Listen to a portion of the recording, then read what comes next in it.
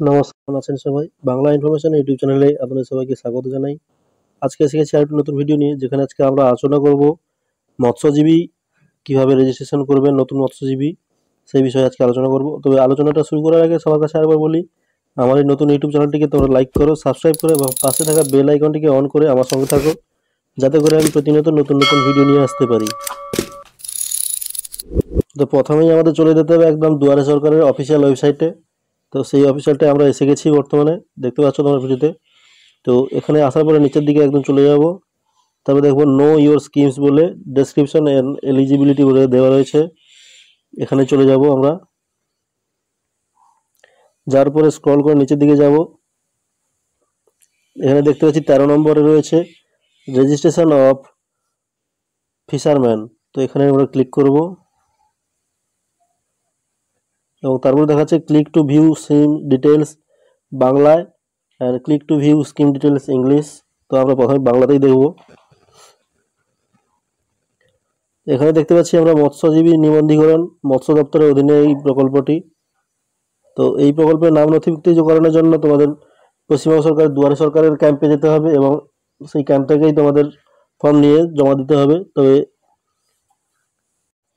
প্রকল্পটির উদ্দেশ্য কি রয়েছে? প্রকল্পটির উদ্দেশ্য রয়েছে মৎস্যজীবী ও মৎস্য সংক্রান্ত বিভিন্ন কাজকর্মের সঙ্গে যুক্ত ব্যক্তিদের নিয়ে একটি তথ্য ভাণ্ডার প্রস্তুত করা, যাতে পরবর্তীকালে তাদের পেশাগত সচিত্র পরিচয়পত্র ও অন্যান্য সরকারি পরিষেবা প্রদান করা যায়।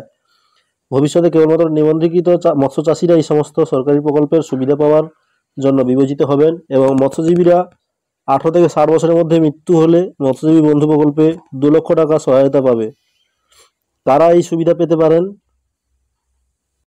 তো এক রয়েছে মৎস্য চাষি, খুচরা ও পাইকারি মৎস্য বিক্রেতা, মৎস্য প্রক্রিয়াকরণ কেন্দ্রে কর্মরত কোনো ব্যক্তি, জাল সারাইকারী, নৌকা ও ট্রলারের মালিক ও নিযুক্ত কর্মী, মৎস্য খামারে কর্মরত কোনো ব্যক্তি, মৎস্য বা কাঁকড়া শিকারী,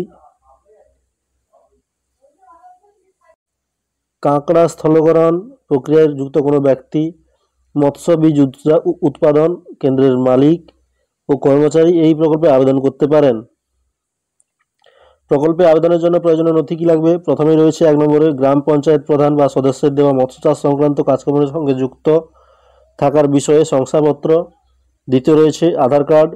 তৃতীয় রয়েছে ব্যাংকের পাসবইয়ের প্রথম পাতার ফটোকপি, যেখানে account number, IFSC code, MSIC code থাকবে। 4 নম্বর রয়েছে পর্চা রেকর্ড বা আরওআর চুক্তিপত্র। 5 নম্বর রয়েছে পরিচয়পত্র হিসাবে আধার কার্ড বা ভোটার কার্ড বা ড্রাইভিং লাইসেন্স, প্যান কার্ড বা মৎস্যজীবীদের বায়োমেট্রিক আইসি ইত্যাদি যে কোনো একটির প্রত্যয়িত কপি লাগবে, অর্থাৎ জেরক্স কপি লাগবে। 6 রয়েছে বসবাসের প্রমাণ হিসাবে আধার কার্ড, ভোটার কার্ড, স্থানীয় পঞ্চায়েত বা পৌরসভা বা সরকারি কর্তৃপক্ষের দেওয়া সার্টিফিকেট জেরক্স লাগবে, বা ইলেকট্রিক বা টেলিফোন বিল বা সম্পত্তি কর প্রদানের রিসিপ্ট এর প্রত্যয়িত জেরক্স লাগবে, 2 মাসের বেশি পুরনো যাতে না হয়। 7 নম্বরে রয়েছে একটি রঙিন পাসপোর্ট সাইজের সাম্প্রতিক ছবি এবং 8 নম্বরে রয়েছে পুকুরের ল্যান্ড শিডিউলের প্রত্যয়িত ছবি বা জেরক্স। এবং প্রত্যেকটি জেরক্সকে তোমাদের নিজেদের অ্যাটেস্টেড অর্থাৎ স্বপ্রত্যয়িত করে দিতে হবে, অর্থাৎ জেরক্সের নিচে তোমাদের নিজের নাম স্বাক্ষর করে দিতে হবে।